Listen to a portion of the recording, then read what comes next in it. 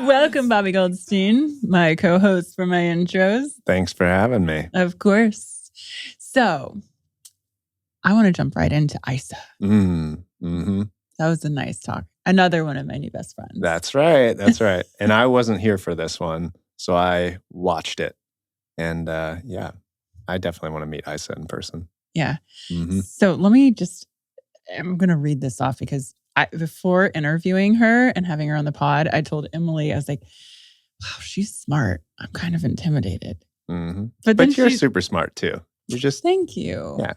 Yeah. You just go about it in your own way. What does that mean? It means like you have your own flow to getting results, right? Where Isa is a chemist, I think she was published at 19. Like, yeah, let me just share this. I mean, whatever you can check off on your success list, I think she's got all those checks covered. Yes, she was named one of Inc.'s 30 under 30, as well as a top 100 female entrepreneur of 2020, one of the 100 MIT alumni in tech in 2021. Isa is a physical scientist turned social scientist. She built Squad, an app, a social networking app for the next generation social platform, enabling people to easily deepen their close friendships. She focuses on this app to help with the mental health in the arena of social media. She is one of the highest fundraising Black women in America, having raised over $7 million from Silicon Valley investors for Squad. She, in high school... This is going to be a long intro. I know. You got a lot to say here. Well, so in high school, she fell in love with science and math. And I was like, I fell in love with skipping school and doing drugs. Oh, shit. I told you, your way of getting results is a little different. It's like the blow up hand guy on the side of the road. Like that's me. Yeah, like she was like taking this trajectory like this, and you were like, woo! Okay, so in high school, she began working in a college lab as a diabetes chemist and data scientist at Pfizer. She has a BS in chemistry, minor in mathematics from Hampton University, MS in pharmacology from Cornell. Isa was an American Chemist Society member, a National Science Foundation scholar, and a published chemist, all by the age of 19. You forgot one. What? Badass. And she's a badass. Yeah, I like her vibe. Yeah. Yeah, because it's that's your kind of the side of you that I see all the time. Like, there's no holds barred. You just give it to me how it is. And then, I mean, I wish that was, it sounded like kind of sexy for a second, but then I was like, but like I'm getting kind of yelled at a little bit when you do it. Stop it. Yeah, I think so. No. But I like how she is because that's kind of what I grew up around. It's like, that's who you want to follow. You want to follow someone that's like, taking no prisoners, kicking some butt and believing what she's doing and being a good person while she's doing it. So I like that. Yeah, but I love this conversation too. Not only social media and mental health, but we'll talk about what she went through with her parents and losing and grief. We talk about grief a bit and losing her father. So it's a really good conversation. And you like her because she's in New York now.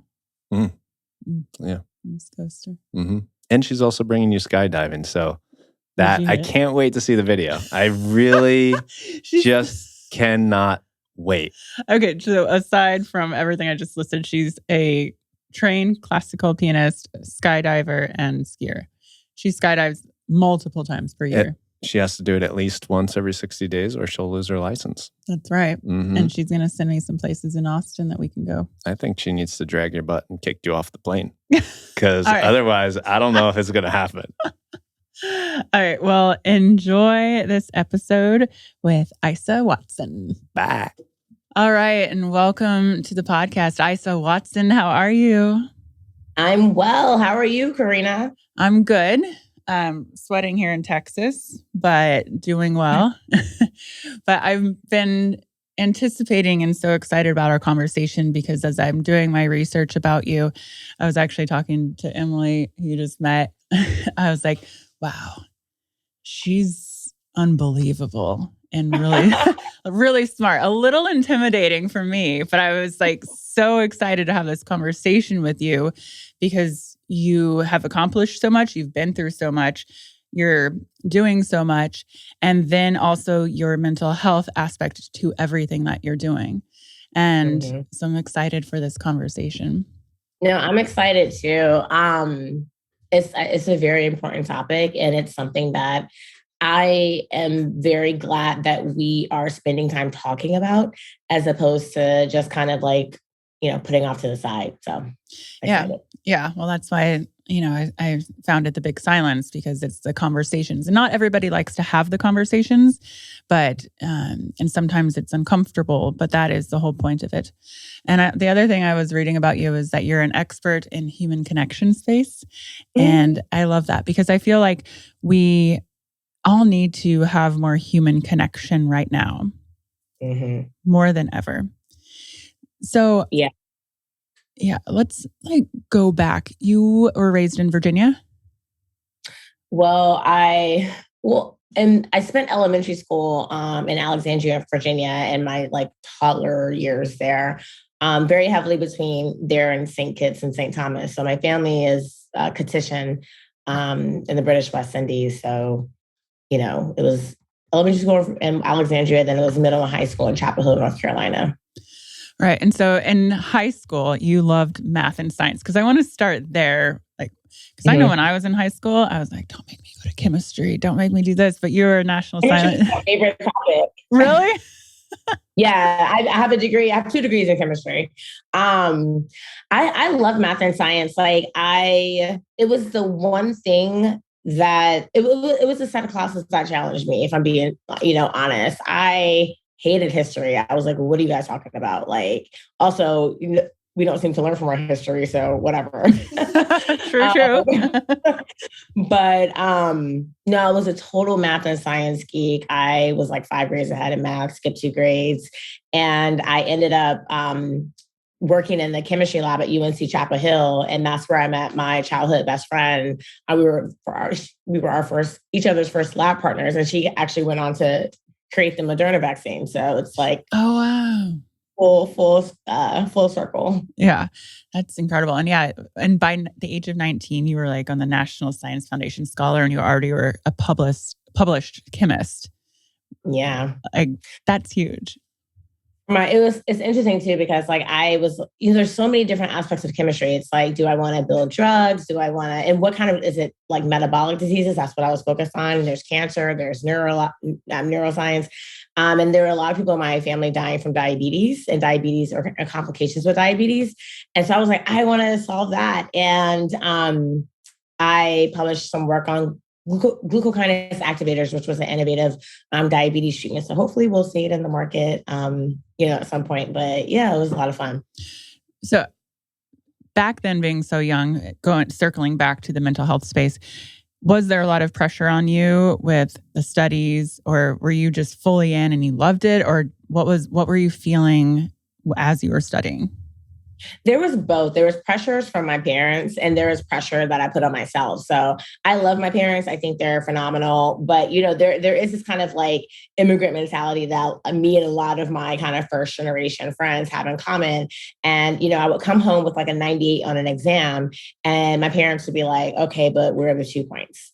Instead of being oh, 98, great. Okay. Let's see how you did. Let's look through it, and so, but, I think from their perspective, they never wanted me to be complacent with just doing well.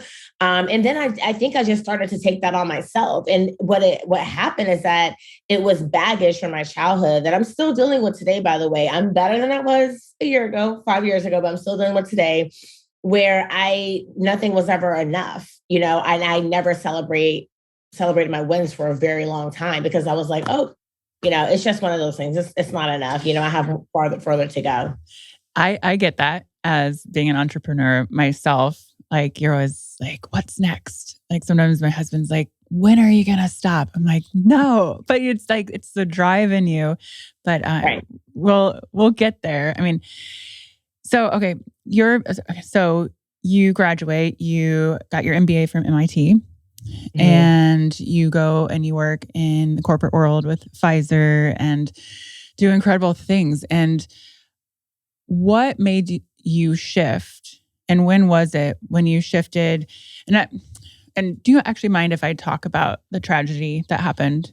Okay. Yeah, with your father and how that affected your mental health. And and it's okay to tear up or be emotional here. I just lost my mother last year, and the first several podcasts and interviews, I cry because you hold on to that pain and that grief for so long.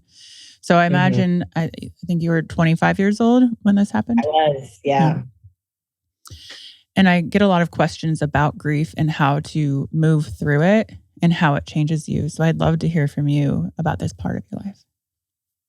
Yeah, so I was at JP Morgan at the time. Actually, I had, after my science, life, I got my master's in biochem from Cornell, went to MIT, went to JP Morgan. And, the way I describe how I was navigating life was, in Central Park, New York, where you have those horses with the blinders on, and you're just like, I'm doing this, next achievement unlock. And, I feel like I kind of lost my grounding in that place. So it was a really interesting time to go through that tragedy. But, when I was at JP Morgan, I went to the office 7:00, it was a Friday actually. And I got a call from my mom's sister on my work phone, on my desk phone. And I was like, that's weird. Needless to say, my parents had sponsored a bus trip because to visit Hampton University every year. And this particular year, the bus ran off a straight road, flipped over, and ejected both my parents out the front window. And my dad didn't survive that. And my mom barely survived. They didn't tell me for hours if my mom was alive. So just imagine the torture and the pain and the agony that I'm feeling. I'm calling all the state troopers, all the hospitals. I'm just trying to figure out, is my mother alive? Also, I thought I was in a dream. I actually literally almost cussed out the state trooper. I was like, I don't know who you're calling or who you meant to call, but I'm Isa Watson. I don't, you know what I'm saying? I really feel bad for whoever died, but I'm going to go, this is not me. Right. And so he got quiet for a second and he just kind of let me have my moment. And I was like, wait, what? My brain chemistry just significantly shifted in that moment. And that whole moment literally shifted my life. And to be honest with you, the grief process was tough for me, in part because, my mother suffered major injury. So the bus flipped over, my dad went out the front window first. And the bus flipped over again, and my mother got thrown out the front window the second time. And my dad was fully under the bus, but my mom was kind of half under the bus. So the kids jumped out and they were trying to dig her out from the ground. And, from an injury perspective, she lost a lot of memory. She lost a lot of, mobility that she's, since regained. But I had to go down to North Carolina from my little cozy job at JP Morgan and figure out, okay, who has my mom's electric bill? Where are my mom's bank accounts? Where are my mom? She didn't remember. She didn't know any of that. I had to piece it all back together for her. And so for me in the moment, I couldn't grieve my dad because I was too busy and just committed to nurturing my mother back to help her. So I feel like my grief was delayed. I wasn't eating for a minute. MIT, my dean at MIT would send me food to my parents' house. My academic advisor actually would send me food to my parents' house because they were like, you need to eat. And so, fast forward to today, it's even though it was half a dozen years ago, it's still such a process. Every day on April 5th, every year on April 5th, which is the day of the accident, I am the grumpiest person on the planet. Every day on March 14th, which is my dad's birthday, I am the biggest bitch on the planet. And it's not for anything other than the fact that I'm just in my feelings. Yeah. Your grief turns into anger. And that's just how you or just sadness. Or your sadness. Yeah. Yeah. Or I would just go to a bar and just like watch some sports and drink some wine, like by myself. Yeah. So did that incident create a shift in your career? And that I might be way off, but I'm wondering, where did the shift come from going from corporate world and then going into entrepreneurship? Yeah, it absolutely created a shift. One of the things that my father used to always tell me, he said, Isa, you are a blessed girl. So it's your job to share your blessings with as many people as you can while you're on this planet. And when I'm 13, 14, 10, 17 years old, I'm like, okay, Dad, whatever. Got it. Heard you. Same stuff you done said before. But it really sat with me and hit me differently when that happened. And it also made me realize that tomorrow is actually not promised. And I felt like there were a lot of things that I took for granted in life. But more importantly, when I think about where I was in my life at that time, you could look at my life and be like, oh my God, she has it made, like she's doing so well. But the thing I was actually missing and completely underinvesting in was my own friendships, right? And the thing that I had used to substitute connection was social media. And the reality is that when my father died, I had before I reactivated my Instagram, I had all these followers on Instagram, I had like a bunch of TikToks, or not TikTok, sorry, Twitter, Facebook, whatever, thousands of people. And that was the most lonely I had felt. And I realized that it was because I wasn't investing in those real connections. And, once I started to build more awareness around that, I started to talk about it to my friends and to people, just in my circles. And they were like, really? Me too. Like social media makes me feel lonely. Social media makes me feel like, I'm losing connection to the people that I love. And so while I had a really great run in corporate America, they always asked me to come back. I just felt like my calling and my purpose had elevated in big ways that I needed to explore. The one thing I refused to do is live my life with any regret. I knew it was now or never. And this was a trend. Social media was at a huge inflection point. People like depression, loneliness, anxiety, you name it, were going up in numbers.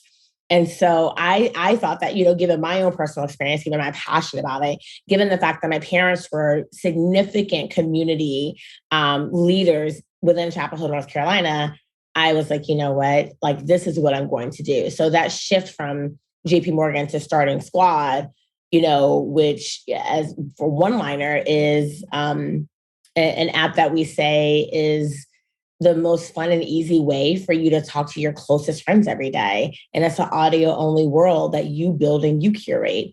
And so the shift from JP Morgan to Squad was absolutely catalyzed by the personal tragedy that I had experienced, and understanding that what my experience and my feelings of loneliness were much, much bigger than me.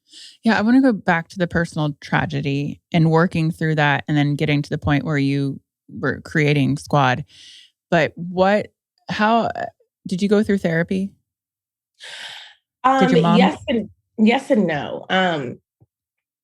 I can't say that I had the healthiest habits. I completely retracted from the world.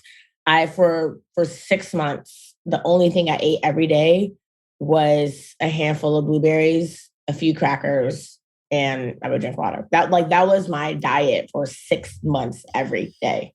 But that's due to your trauma and my trauma, my depression, my retraction. I didn't talk to my friends. I would barely respond to texts.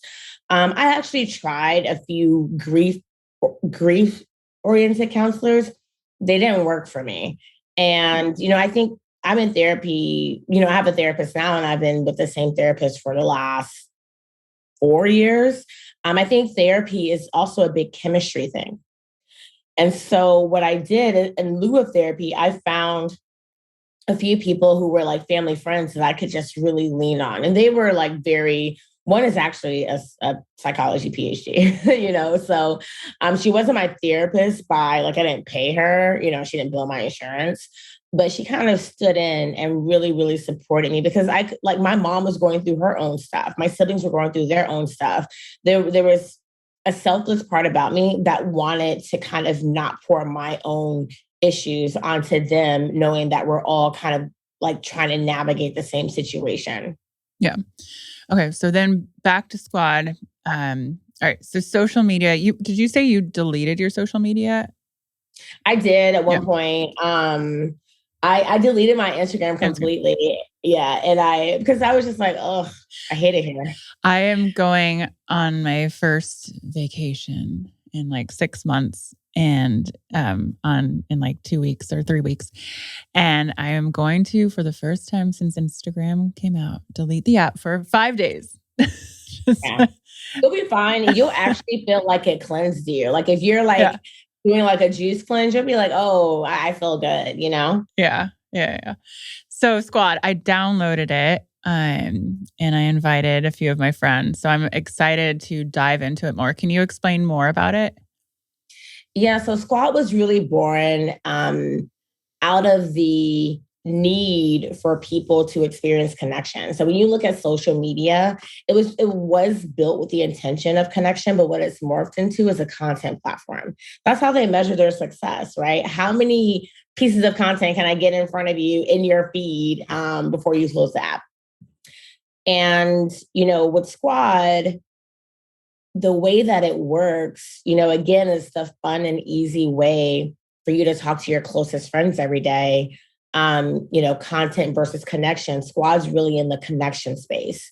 And, you know, there's, you know, it's audio only, right? And we found that audio was a really good medium in between kind of being on camera. Like I just had a big workout class right before this and I was scrambling. I was like, okay, I got to put on some lipstick and like put my hair down and lay my edges. And then, you know, texting, there's so much miscommunication via text. So with Squad, you know, audio only, fun and easy. But the 3 key features is that, you know, there's kind of back and forth like voice messaging. There's really fun status updates with prompts. So it's like your vibe is like da da da da da. And then there's Squad Line, which is our kind of interactive calling feature. So the phone call hasn't been, you know, innovated on in like, I mean, probably since we switched from horses to cars. And essentially with Squad Line, you know, have you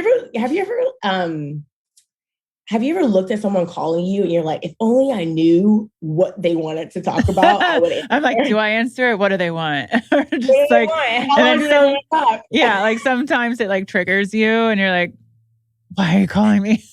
Right. And so with Squad Line, you actually have to put it up to a 30-character preview. So it's like, yo, the NBA playoffs last night, or oh my God, let me tell you about this date. Yeah. And then that shows up as like the call. And then you can actually interact during the call. So like 100, like heart emoji, whatever, they float. And so kind of dialing it back up, this is a world that you curate. No one can be in your squad that you don't invite into their squad. In fact, you can't even find people on Squad if you don't have their phone numbers.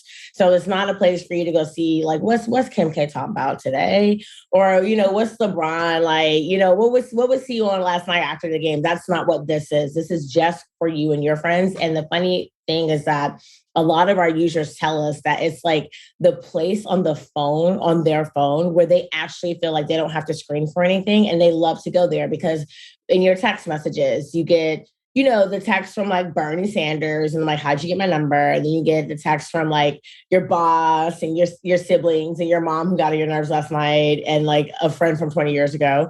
And then same thing with calling. And so the phone just isn't as intimate of a tool anymore, but the place on the phone where, you know, you go to find your friends and it's like all shits and giggles, that's Squad. And last thing I'll say is that most people tell me they don't talk to their friends on social media. Social media is not where they're not like dealing with their friends all day. You know, it's just not a place of connection. And so Squad, it is, you know, social media is a place to take in content. And I'm, you know, I love social media. I've been able to build my brand, Tone It Up, and our community through social media and Instagram when it first started in 2009, 2010, whenever that was. But yeah. And I agree that like texting, your texts are just, I mean, I'll get a text from someone 15 years ago and it's like 17 paragraphs, you know? So I'm excited to dive into Squad for sure. And you did amazing. And I know you raised $7 million in funding, correct? Yeah. How did you, just for the listeners, because I've had to raise money and we've brought on, partners to be private equity partners to be able to grow our company with Tone It Up. But any advice to those who have a dream and execute? I mean, I know it's a long list. It's a long list. If I had to distill it down into the two most important things, one is on the product and the idea you're working on. Find the kind of lowest effort MVP to actually get out there and in the hands of people and then iterate on that. People ask me all the time, they're like, oh, I want to build tech. The first thing I need is engineers. No, the first thing you need to do is scope out what you're doing. And you can actually do that very cheaply with like Figma, with other design tools, right? Hand someone your phone, have them click through the prototype and get their reaction. And then you actually have, proof of, okay, this is interesting to people. And so whether it's tech or whatever, try to validate the need for what you're trying to do in a low cost way and a high kind of iteration, a frequent iteration way, because it's very easy to do that. And a lot of people jump from 0 to 100 real quick. And that's just not, you'll waste a lot of time like that. And then the second thing is investing in your storytelling skills.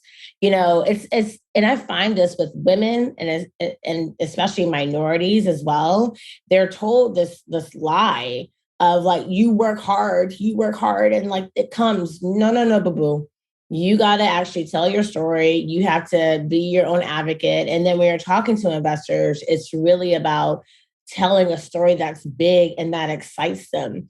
Most people don't realize that in the earliest stages, investors aren't investing in your product. They don't even think your product's going to be around in 10 years. They're investing in you.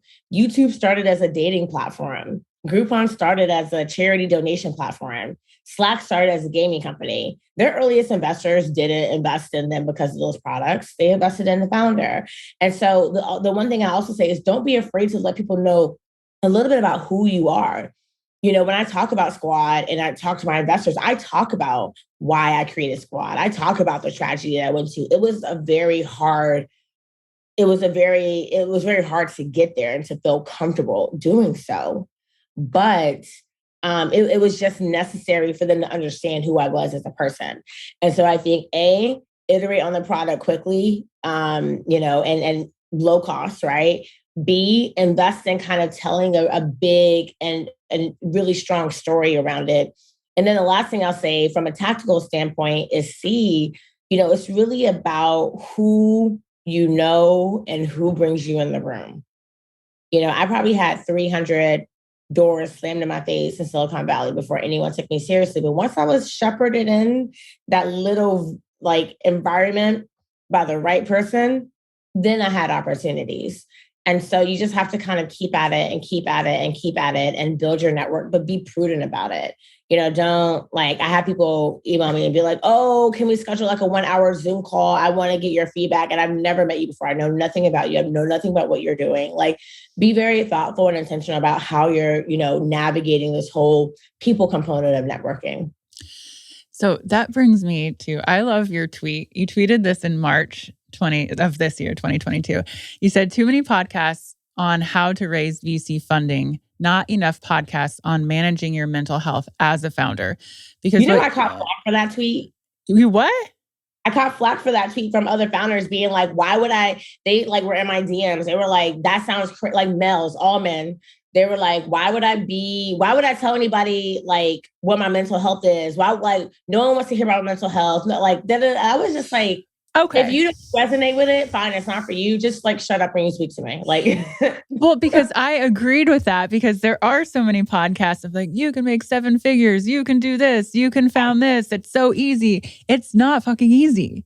And it's not easy. It's hard work. Like you said, 300 doors slammed in your face before the one person. Like that even though you believe in what you're doing and you're doing something good, but you have to have that strength to overcome the rejection. But then also, your CEO, that title sounds really awesome. Sounds cute, but it's really hard. Yeah. So can you elaborate more on why you tweeted that and maybe your experience on the mental health side from you being CEO? Yeah, I think being a founder and or CEO is a very, very hard place to be. At the end of the day, the buck stops with you. When you have raised venture capital funding, there's an expectation. There's an inherent expectation based on the model that you are going to create a multi-billion-dollar business and return multiples of your investors' fund sizes. So, I mean, if you think about it, you're like, oh, this investor invested $1 million and expects like $50 million back, like that. There's a lot that and that can happen, right? But I think that it's a very lonely place. It's like founders. In fact, all of the friends that I've gained since becoming a founder are also other founders because there's an extreme loneliness at the top that you have to navigate, you have to deal with. There's a loneliness when it comes to when you're a founder, people are like, oh my God, you're so, you started out this podcast. You're like, oh my God, you're impressive. But like every day people are telling me I can't do something. Every day people are telling me I'm crazy. There's a mindset shift that you have to have, when you're going up against the grain, when you're creating something from nothing, when you're saying, hey, this does not exist in the world and I want to put it out in the world. And when that happens, you just get attacked from left and right and sideways and backwards. And it's very exhausting, sometimes. Also, there's an element. And by the way, sidebar, it's not just early stage founders. One of my friends, I won't say which company, but his company was in the media recently, was recently valued at $10 billion. And we had like just a friend to friend catch up, like, a few weeks ago, and he said, Isa, like, I am just really not feeling like I'm doing a good job. Like, I don't feel great. Like, and I was like, that's how you feel today. And I hold space for you to feel that way. And I just feel like, there's so much that, you want to do. There's only but so much that you've done and that you can do. But I think what's compounded founder loneliness in the last, let's call it 5 to 7 years, is that social media comparison curse. It's like, oh man, so they started the company at the same time that I did, but their value like 3 times higher. I must not be doing something right. I've had those thoughts too. And then I'm like, I've had those thoughts. like, stop comparing. Like, it's one thing I will say, but tone it up. When we started in 2009, I had a business partner and best friend, Katrina. So we went through the highs and the lows together, where a lot of founders are completely alone. And I don't know what that feels like when you don't have someone to share. Because sometimes, I'll even go to my husband and talk, and he's like, I can't relate, and it can be a lonely place. You mentioned a mindset shift. Mm-hmm. Can you explain what that is? You have to have a healthy level of no fucks given when you're a founder, and the thing about it is that everybody's going to have their opinions. Mm-hmm. There are going to be people who think that you should, like, there's some of my investors who have been like, I don't like the way you do updates. Like, I think you should do it this way, that way. And I think you should increase the frequency. And I'm like, okay, let's call him Bob. Okay, Bob, that's a nice opinion of yours, except that anytime I send an update, you never actually reply back to anything that I've asked my investors to do. So I'm not actually going to over-index to what it is you want my updates to look like.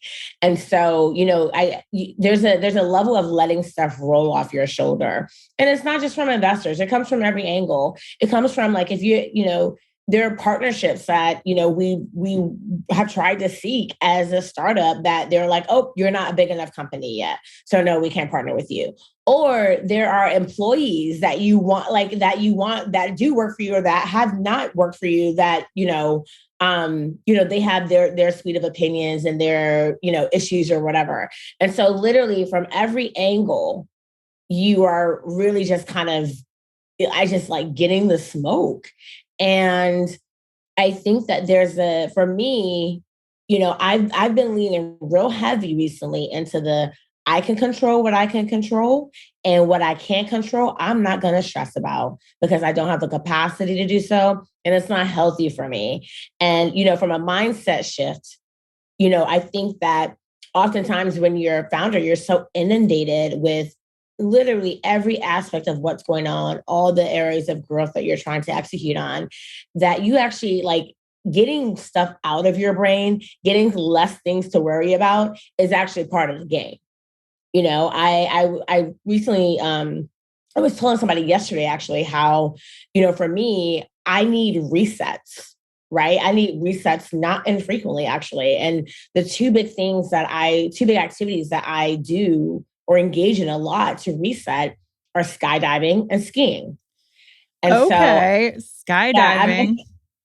I'm actually in training to get my license right now in the US. And then skiing, I'm a avid skier. And so, but when I come back from skydiving or skiing, when I tell you like the amount of regrounding I feel, the amount of gratitude I feel, the amount of like refreshed perspective I feel, that's really what it is. And so that mindset shift is that kind of like owning how you think about things, but it's also making sure that you invest in yourself. Like what brings you joy? What resets you? Yeah, I would say as a founder, sometimes I've kind of gotten to the point of no fucks given. Like I'm going to take care of me if I want to do something, or I'm the word no is amazing. But coming back to that, because I think as a founder for so long, it's like, I have to be like on the grind 24/7, go, go, go. And it wears you down. So it's so important that you do take care of yourself, do things that bring you joy, because this is our life and we get to curate it. And I want to go back skydiving. Where's your favorite place to skydive, and how the hell did you get into it? Because back in the day, I was like, I'm going to skydive in Hawaii. But then I was like, no, now I'm too scared. You know what? Funny enough, skydiving statistically is safer than driving a car on a highway. There are 39,000 licensed skydivers in the US and about 4 million jumps a year. And in the last 5 years, there have only been 14 fatalities, And so I was in Mauritius, and, I had been trying to skydive for a while. Then COVID hit, all the things that really build up to like get your bucket list kind of, push it out more. And when I tell you I loved it, I absolutely loved it. Like, I was like, this is awesome. I want to go again. They were like, no, your schedule's done. So I started just skydiving at like any place that I went. But right now I skydive mostly where I train. And that's a little bit upstate New York. It's like 80 miles north of New York City, called Skydive the Ranch, but it's the highest drop zone in the US. So when we jump out the plane, we're jumping out at 13,500 feet. And yeah, most other places you're jumping out at like 10,000 feet or a little bit lower than that. But it's literally so awesome. So I skydive mostly there, but in order to maintain currency on my license in the US, I have to skydive at least once every 60 days, or my license is like, they'll expire my license and I have to go to skydiving school again. And so I actually, throughout the winter, I'm also in Tampa, Florida, once a month at one of their big skydiving, drop zones, so I can actually maintain currency on my license. I love that. So exciting. Wow. And you should do it though. Yeah. You should do it. I'm sure I can Google Skydive Austin and find you a TikTok zone. Emily is over here like, yeah, let's do it. Group trip. Yeah. Team dive. Yeah, team dive. I love that. And then skiing. And then, so you're also a classically trained pianist, right? I am, yes. I love that. See, you are like the epitome of you can do anything and everything. You know what it was? What? You'll find this story interesting. So my dad was a musician as well. He was an engineer, but a musician. And I started playing when I was 5 years old and training for piano when I was 5 years old. Fast forward to like 3 years ago, I was actually preparing for a debut concert at Carnegie Hall, but I had to pull out of it just because I couldn't train the way that I needed to and raise at the same time. But, I was such a weird kid. Weird from I was just kind of, you know what, I'm going to be me, and you might not like it. You might not like it. I'm not going to do anything crazy to try to fit in with you. I'm not going to do anything to try to fit in with you. But I didn't learn to express my emotions well until I was an adult. And, again, going back to that immigrant family, my parents were like, girl, you got a roof over your head. You got a nice ass house. You got cars. You got instruments. You shut up and just be happy. Okay. Be content with that, because a lot of people don't have that, which they're not wrong. However, it didn't give me the space. It didn't allow, it wasn't holding space for me to express myself or to express what I was feeling at any given moment. So piano was the first place I learned to express my emotions. And I could play a song, I could play a Beethoven, one of Beethoven's pieces, or I could play I love Chopin's waltzes. I play a lot of his stuff. And my parents could actually tell the mood I was in by the way that I played the piano that day, because you can just build an expression in so many different ways to a song. And so, yes, I was a piano, I was a pianist, but it was very therapeutic for me. And it was the only way I knew how to express my emotions. Yeah. I mean, the music is very therapeutic, even what we choose to listen to and the mood we're in. And I can envision you playing the piano and having those emotions. I love that talent. So you have a book coming out next spring, 2023. Very exciting. Do we have a title for it yet? So the book is called Life Beyond Likes, Logging Off Your Screen and Into Your Life. Love it. I'm going to definitely pre-order when it's available. That's exciting. Is this your first book? It's my first book. And I will show you this really quickly, actually, because I'm so excited about it, how it came out. This is the... Yes, I love it. I love it. Congrats. I know I just had my third book come out, but it was a memoir, not a toned up book. It came out in April, and it's a big accomplishment, and a lot of work goes into that. And congrats on that. Thank you so much. Yeah. Any last words to listeners and viewers? Words of wisdom? The one thing that I always tell people is that this is your journey to chart. This is your life to live. And I want people to feel so empowered to do it on their own terms. And in doing so, it does take a level of groundedness and a level of authenticity. But I think that we care too much about what others think. When I actually started therapy, people were like, are you okay? Are you suicidal? I just need some therapy. And so do you. So leave me alone.